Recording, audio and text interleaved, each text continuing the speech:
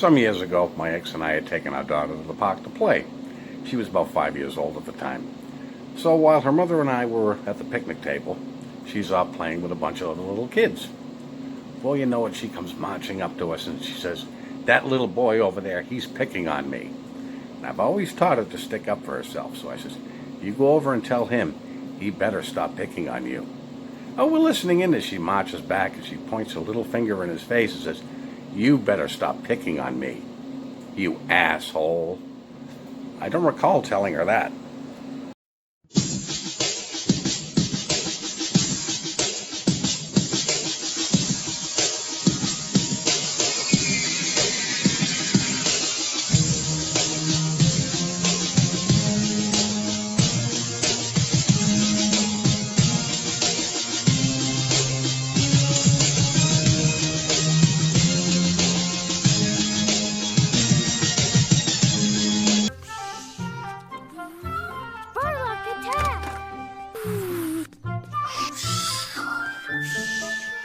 Oh no, it's Sparlock! Caleb! We need someone to save us! Caleb! Sparlock can activate your magic, Sparlock! Hi! How was school today? Fine. Look at Sparlock's magic key! Caleb, what toy is that? It's Sparlock, the warrior wizard! Whoa, a warrior wizard. Yeah, my friend gave it to me. All the kids are going to see the movie. Can I see it too? Oh, your friend gave this to you. You look pretty excited about this. Why don't you come over here and get your snack, okay?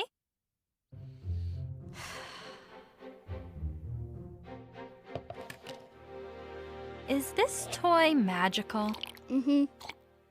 Caleb, who likes magic? Jehovah or Satan? Satan. Right. Magic is bad. That's why Jehovah hates it. Do you really want to play with something that Jehovah hates?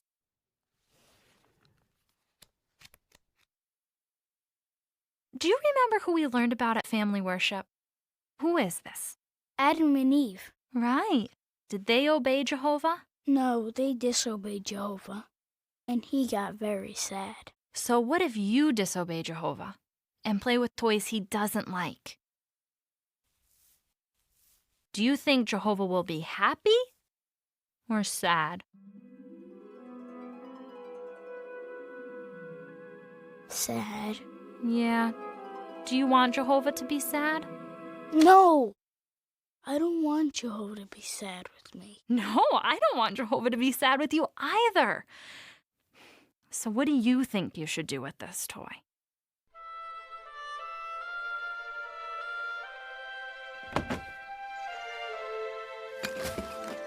Caleb, I am so proud of you. You made Mommy very happy. And you know who else is happy? Jehovah. Yes. Jehovah loves you very much for obeying him, Caleb. How you doing, guys? When I was growing up, we grew up on a lake. We had a built-in playground. The house we grew up in was surrounded by woods. On the other side of the woods was a quarry, and beyond that was an open field, blocked off by this big, what we used to call a mountain. It was just a very big hill. Well, we used to like to play when we were younger. And since there were only 3 of us, it was always 2 against 1. Well, one time we decided we wanted to play cowboys and Indians. This is back in the day. We didn't have these elaborate toys, but we used to use sticks as guns. Well, we were playing cowboys and Indians. My little brother was the Indian, so he's off in the quarry hiding somewhere. Well, we're out looking for him. We didn't know where he was. We could see him behind that briar patch, but we pretended we couldn't see him. So we're stalking him. We're approaching this foundation that used to also double as a fort for us.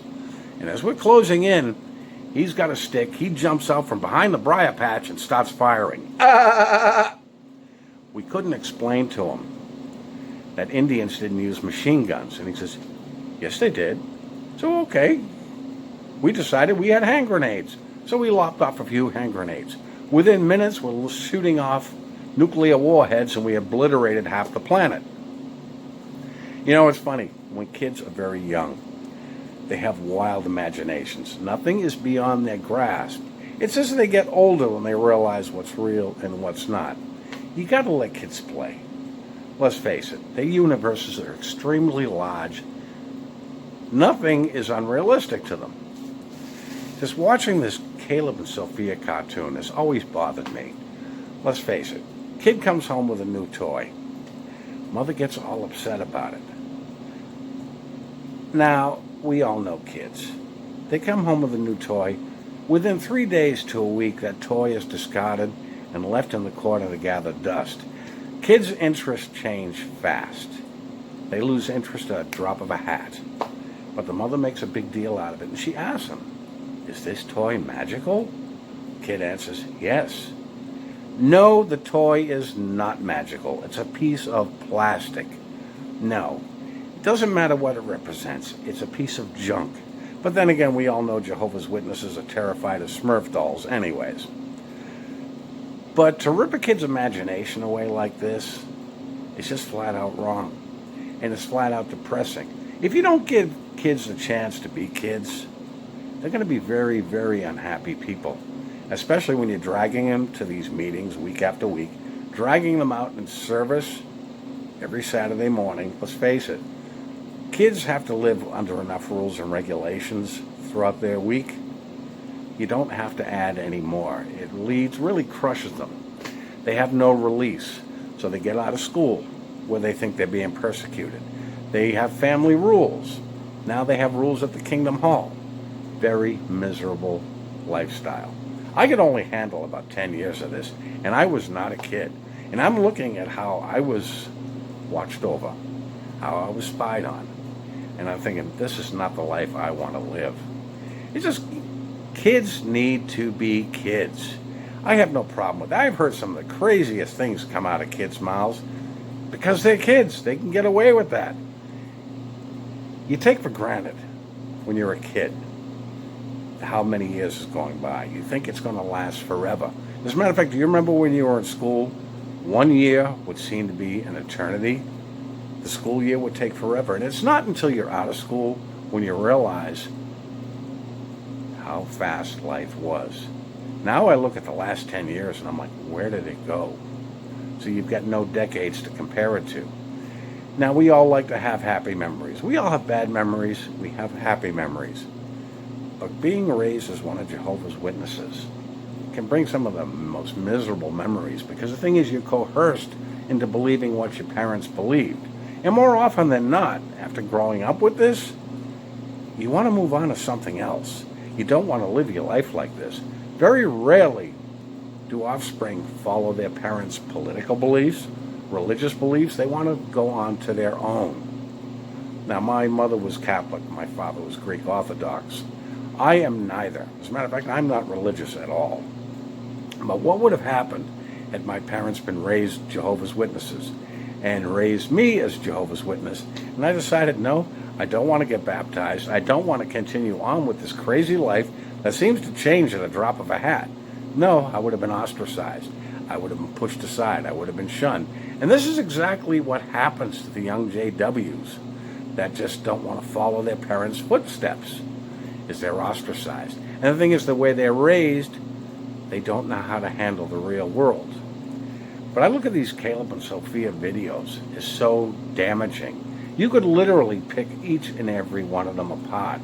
But going after a kid's toy, that is just a flat outright wrong. But then again, we know how Watchtower handles child abuse, so they don't care if they're ruining kids' lives. For the sake of a corporation, they will overlook the collateral damage. They will overlook the destruction of these kids' lives. It's bullshit. It's flat out evil. And unfortunately, there are so many JWs left that are not seeing this. But like I said, I can only handle 10 years of it before I said I have had enough of this bullshit. Anyways, guys, I just wanted to get that out there. You all have a good day. I'll be talking to you soon.